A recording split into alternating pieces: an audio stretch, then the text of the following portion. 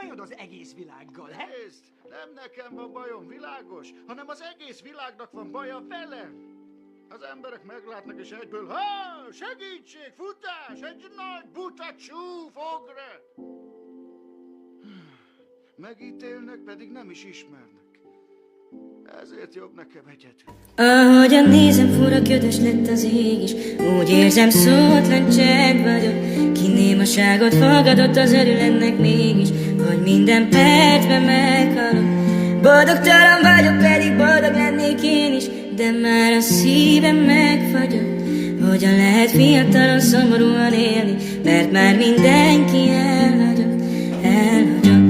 Még mindig fáj, aki voltam, elmúlt, eltűnt a nyár. Szívemet fogva tartja a hosszú tél, és nincs már szabadulás. Hiába akartam minden meglépni, 4 éve nem tudom a láncot eltépni. Minden nap jön egy gondolat a fejembe, nem akarsz-e innen elépni? Miért így végzi az, ki tiszta szívből kerget álmokat?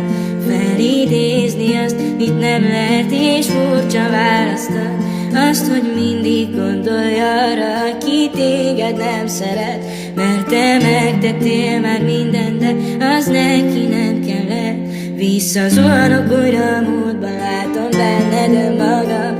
Újra szeretni akarlak, de megteszem, és újra elhagylak. A bűntudat, mi marcangolja szét a lelkemet. Remélem egyszer a szerelmünk majd újra felnevet, felnevet.